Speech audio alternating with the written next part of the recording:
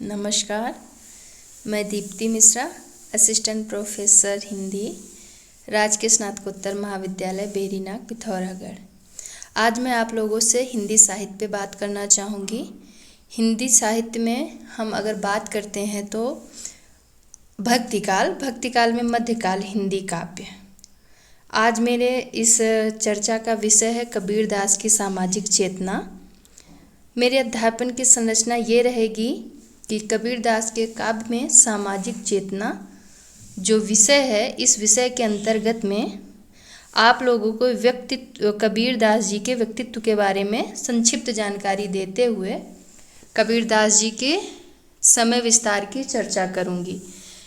कैसे कबीरदास जी के सामाजिक परिवेश और उनकी कविताओं के परिवेश की संरचना थी, जिसके मध्य हम उन दोनों को समझते हैं कि कैसे उन्होंने अपने समाज में देखा और उसे अपने कविताओं के माध्यम से व्यक्त किया। कबीरदास जी के काव्य पर पड़ने वाले सामाजिक सांस्कृतिक प्रभावों की पहचान भी उन्हीं की रचनाओं के माध्यम से की जाएगी। इसके लिए मैं उनकी कुछ कविताओं के उदाहरण प्रस्तुत करूंगी। जैसे हम कबीरदास की सामाजिक चेतना की बात करते हैं तो हम कबीरदास के समय के बारे में बात करते हैं। जब हम कबीरदास के समय और परिवेश की बात करते हैं तो उस समय हम ये कहते हैं और ये कह भी सकते हैं कि जो समूचा मध्यकाल था वह अंधविश्वास, पाखंड एवं बाह्य आडंबर से भरा हुआ था, जिसमें कबीर का जो समय है उसमें धर्म साधना के क्षेत्र में योग और भक्ति के चरम संघर्ष का समय है। वह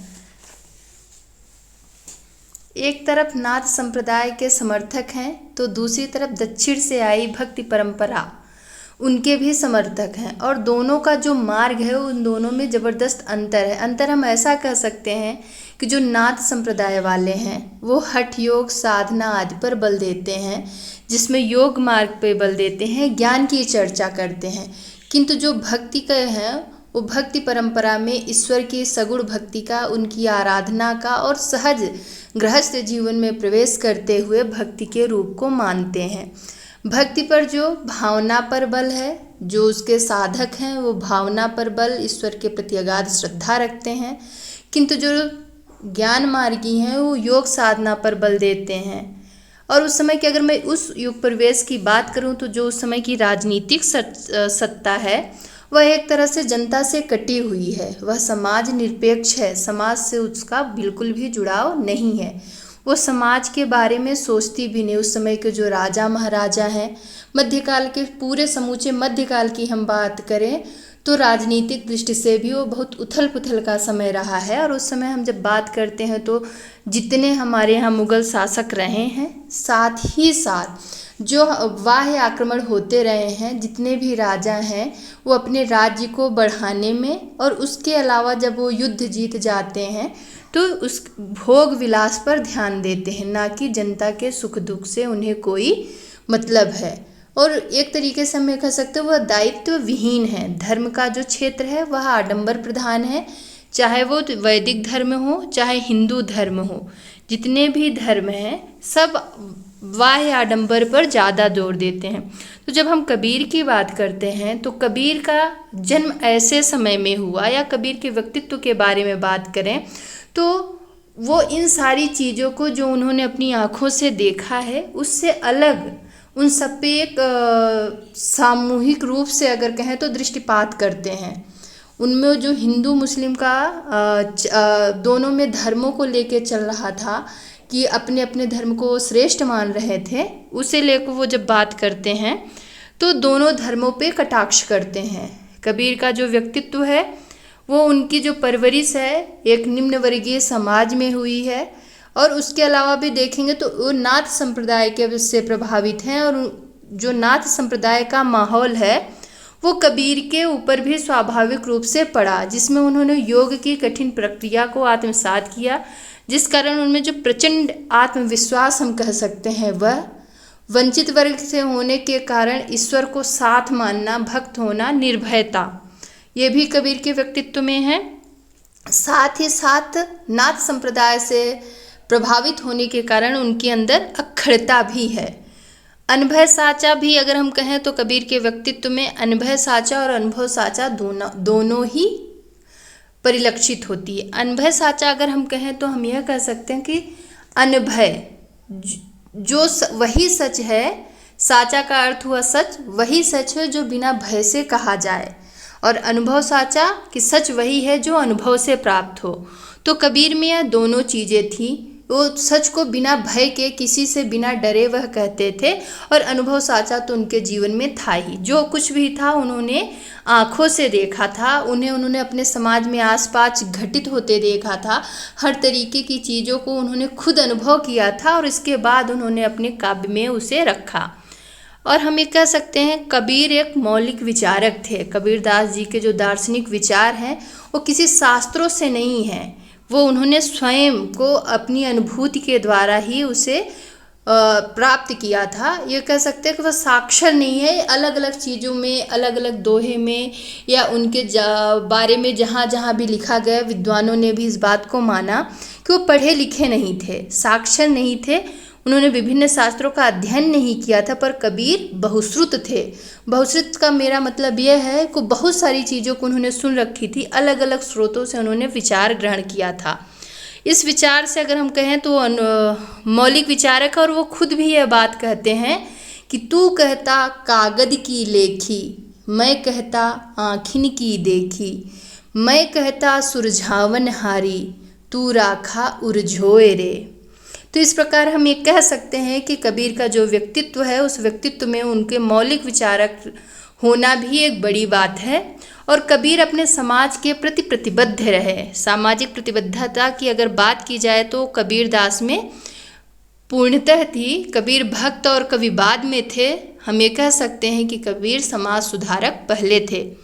उनकी कविता में अनुभूति की सच्चाई एवं अभिव्यक्ति का खरापन था। समाज में व्याप्त रूढ़ियों, अंधविश्वासों, पाखंडों का उन्होंने खंडन किया।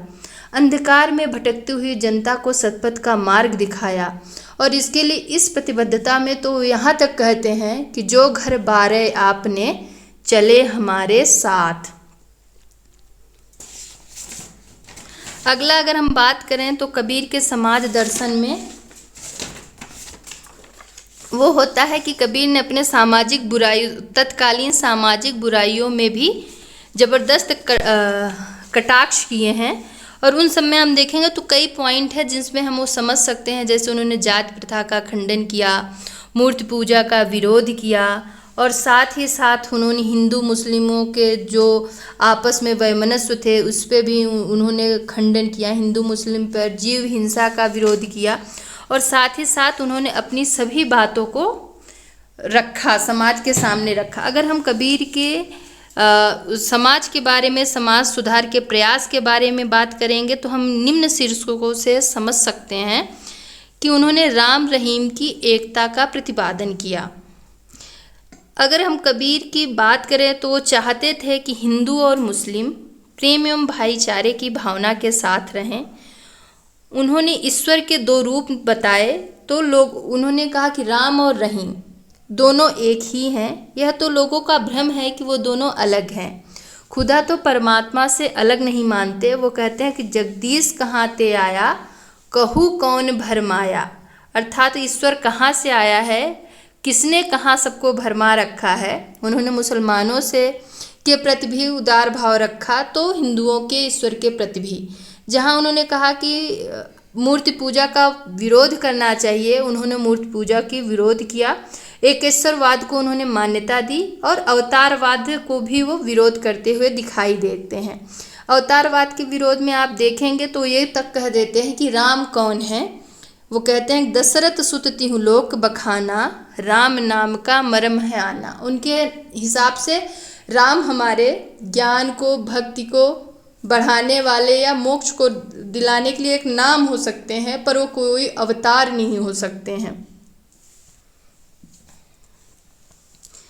उन्होंने जाति पात का खंडन किया। कबीरदास के लिए हम ये कहते हैं कि उनकी जो कविता है उसका उद्देश्य जनता को उपदेश देना और सही रास्ता दिखाना है। उन्होंने जो गलत समझा उसकी निर्भीकता से उन्होंने खंडन किया। अनुभूति की सच्चाई और अभिव्यक्ति का खरापन कबीर की कविताओं की सबसे बड़ी विशेषता है। कबीर ने समाज में व्याप्त जात प्रथा, छुआछूत, इन सब का ऊंच नीच की भावना पर प्रहार किया। जन्म के आधार पर वह किसी को ऊंचा नहीं मानते हैं, वो कर्म के आधार पर व्यक्ति को ऊंचा मानते हैं। हम कुछ उदाहरण देंगे कबीर की कविताओं से, जिसमें आप ये देखेंगे कि उन्होंने अपनी कविताओं के माध्यम से जात प्रथा का खंडन किया। वो एक जगह कहते हैं कि ऊंचे कुल का जन्मिया, करनी ऊंच न होय, सुबरन कलश सुराभर, साधु निंदत सोय। अर्थात ऊंचे कुल में उत्पन्न होने से ही आप बड़े या अच्छे नहीं कहलाएंगे, आपके जो कर्म होने चाहिए वह भी उच्च होने चाहिए। हम किसी को ऊंचे कुल में जन्म लेने से अच्छा नहीं मान सकते, क्योंकि उन्होंने जो नीचे लाइन कही कि सुबरन कलश सुरा भरा, साधु निंदत सोय।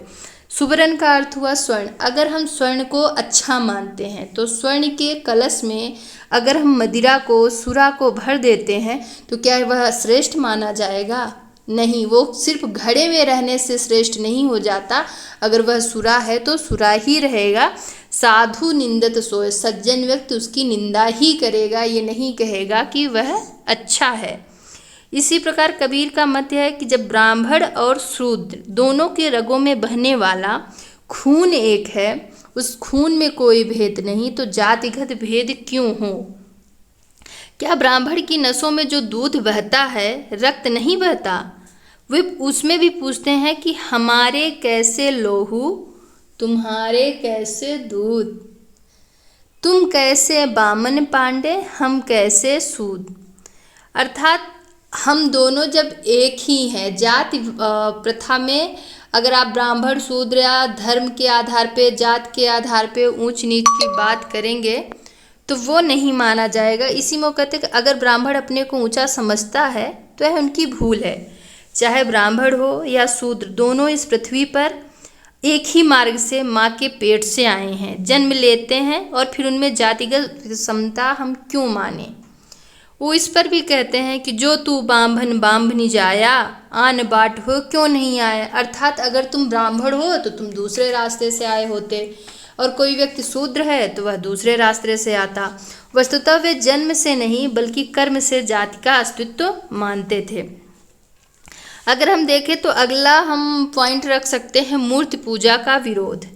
कबीर ने समाज में व्याप्त मूर्ति पूजा का डटकर विरोध किया। वे सामान्य जनता को समझाते हुए कहते हैं कि मूर्ति पूजा से भगवान नहीं मिलते, इससे तो अच्छा है कि हम घर की चाकी पूजें। और वो उन्होंने अपनी कविताओं में कई जगह ये कहा। उन्होंने कहा कि पाहन पूजे हरि मिलें, तो मैं पूजू पहाड़, घर की चाकी कोई न पूजे, पीस काय संसार। कबीर दुनिया को मूर्ति पूजा के पागलपन पर प्रहार करते हैं। वह कहते हैं कि इन मूर्तियों में अगर देवता होता तो वह स्वयं को मूर्ति भंजकों से बचा लेता, क्योंकि उनकी मूर्ति फिर तो कोई नहीं तोड़ पाता। मूर्तियों को पूजना छोड़ दो, उनका कहना है कि मूर्तियों को पूजना छोड़ो और कर्म की पूजा करो। अच्छा है कि तुम उस चक्की की पूजा करो जिसका पीसा हुआ आटा तुम्हारे पेट को भरता है। फिर उसमें वो एक बार कहते हैं कि दुनिया ऐसी बावरी, पाथर पूजन जाए, घर की चकिया कोई न पूजे, जेही का पीसा खाए। अर्थात अपनी पूरी कविता में, अपनी काव्य यात्रा में उन्होंने हर सामाजिक बुराइयों पे, कुरीतियों पे कटाक्ष किया है। और इसी पे आगे अगर हम कुछ पॉइंट देखें तो उसमें एक जीव हिंसा का है कि कबीर ने अहिंसा की पर जोर दिया है, जीव हिंसा का उन्होंने विरोध किया है। कबीर ने धर्म के नाम पर व्याप्त हिंसा का विरोध किया। हिंदुओं में जो साक्त होते हैं और मुसलमानों ने जो कुर्बानी देने की प्रथा है उस पर भी उन्होंने निर्भीकता से अपनी बात रखी। और उसमें उन्होंने कहा कि रोज़ा रखने वाले व्यक्ति रात को गाय को काटते हैं, इस कार्य से भला खुदा कैसे प्रसन्न हो सकता है।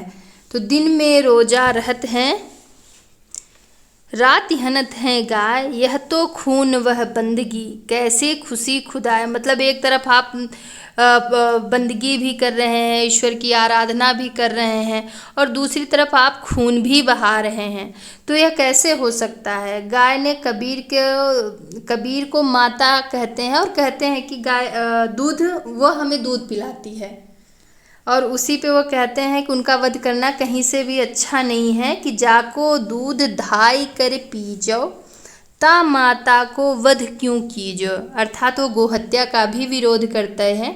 जीव हिंसा के विरोध में कबीर यहाँ तक लोगों की खरी खोटी सुनाते हैं और कहते हैं कि उनको तो सबक लेना चाहिए कि अगर जो बकरी है वह केवल घास पात खाती है और उसके इस पाप के कारण उसकी खाल खींच ली जाती है, किंतु यह समझिए कि जो व्यक्ति बकरी ही खाता है उसकी क्या दशा हो सकती है, कि बकरी पाती खात है ताकि काढ़ी खाल, जे नर बकरी खात हैं ताको कवन हवाल। आगे हम कुछ पॉइंट देखेंगे जिसमें है हिंदू मुस्लिम पाखंड का विरोध।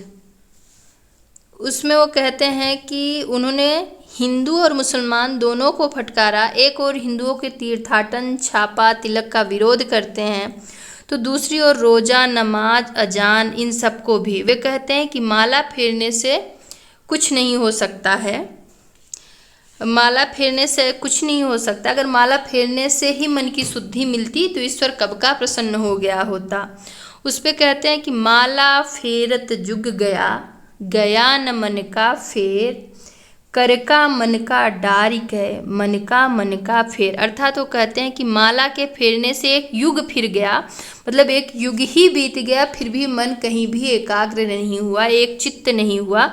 इसलिए कर का मतलब कर अर्थात हाथ का, मन का मतलब मोती या माला डाल करके मन का फेर मतलब मन के मोती को ध्यान दो या मन से ईश्वर को याद करो। वो अजपा जप, एक तरीके से हम कह सकते हैं कबीर अब अजपा जप का समर्थन करते हैं कि हर समय प्रतिक्षण ईश्वर को आप याद करते रहें। मुसलमानों के लिए भी उन्होंने, जैसे हिंदुओं के लिए माला, छापा, तिलक, इन सब चीज़ों के लिए उन्होंने विरोध किया और तीर्थाटन के लिए, वैसे ही उन्होंने मुसलमानों के लिए भी कहा कि वो रात दिन गोहत्या पे लगे हुए हैं और हिंसा कर रहे हैं, ईश्वर को प्रसन्न करने के लिए, सब निराभ्रम है। ईश्वर इससे प्रसन्न होने वाला नहीं है। वे समाज में व्याप्त बुराइयों की कटु आलोचना करते हैं। उनकी आलोचना सुधार भावना से प्रेरित है। वे साफ साफ कहते हैं कि हिंदू और मुसलमान दोनों को सही मार्ग नहीं मिला। अगर वह मिले तो ऐसा वे नहीं उन्हें करना चाहिए जैसा वो करते हैं। वो अपनी काव्य में ये भी कहते हैं कि अरे इन दोन राह न पाई, मुसलमान के पीर औलिया, मुर्गी मुर्गा खाई, खाला केरी बेटी ब्याहे, घर ही में करे सगाई, हिंदू अपनी करी बड़ाई, गागर छुअन न देई, वेश्या के पावन तरसोए, यह देखो हिंदुआई। इस प्रकार हम कह सकते हैं कि कबीर ने वैषम्य को दूर कर समता स्थापित करने का प्रयास किया। कबीर सामाजिक समन्वय पर बल देते हैं। वे ढोंग तथा अंधविश्वास समाप्त करना चाहते हैं। वे नैतिक मूल्यों के पक्षधर थे। आचरण की पवित्रता का जो मार्ग उन्होंने जनता के लिए उचित बताया, उस पर स्वयं चलकर दिखाया। कबीर की सामाजिक चेतना और उनकी शिक्षाएं आज भी प्रासंगिक हैं। वे तो साफ कहते हैं कि सो हिंदू सो मुसलमान, जाका दुरुस्त रहे ईमान। अर्थात जिसका ईमान दुरुस्त रहे वही हिंदू है और वही मुसलमान है। वे भाईचारे को भी उत्पन्न करना चाहते हैं। आचरण की पवित्रता, व्यक्ति में सुधार, व्यक्तियों को समाज, यदि किसी समाज में अच्छे आचरण वाले व्यक्ति प्रचुरता से रहेंगे तो समाज स्वयं ही सुधर जाएगा। कबीर की सामाजिक चेतना में यही सारी शिक्षाएं उन्होंने अपने काव्य के माध्यम से दी। और हम इसमें अगर लर्निंग ऑब्जेक्ट की बात करें कि कबीरदास का पढ़ना हमें कहाँ कहाँ, तो हमारे स्नातक स्तर पर और स्नातकोत्तर स्तर पर विद्यार्थियों को मध्यकालीन कवि कबीरदास से परिचित कराना रहेगा। हिंदी साहित्य की काव्य परंपरा में कबीरदास की कविता के योगदान को रेखांकित करना और इस ऑडियो लेक्चर के माध्यम से कविता में सामाजिक चेतना की महत्ता को रेखांकित करना और उसकी आवाजाही की प्रक्रिया से अवगत कराते हुए समय पर पड़ने वाले उसके प्रभाव को, समय अर्थात आज के समाज पर पड़ने वाले उसके प्रभाव को समझाना। अध्ययन की जो यह विश्लेषणात्मक पद्धति है उससे विद्यार्थियों में उच्च शिक्षा के प्रति जिज्ञासा का भाव उत्पन्न करना, जिससे वह उच्च शिक्षा के प्रति उन्मुख हो और हिंदी साहित्य में शोध की नई दिशाओं की खोज के लिए उन्हें प्रेरित करना। क्यों अलग अलग बिंदुओं से अलग अलग तरीके से जो समाज में आज प्रासंगिक है उसके आधार पर हिंदी साहित्य में उच्च कोटि का शोध करें। और इन सब के लिए अगर सहायक ग्रंथ की बात करें तो हिंदी साहित्य का इतिहास आचार्य रामचंद्र शुक्ल, हिंदी साहित्य एवं संवेदना का विकास परशुराम चतुर्वेदी, अकथ कहानी प्रेम की कबीरदास की कविता और उनका समय पुरुषोत्तम अग्रवाल, कबीर ग्रंथावली डॉक्टर श्याम सुंदर दास, संत कबीर जीवन और दर्शन कुमार अनूप। धन्यवाद।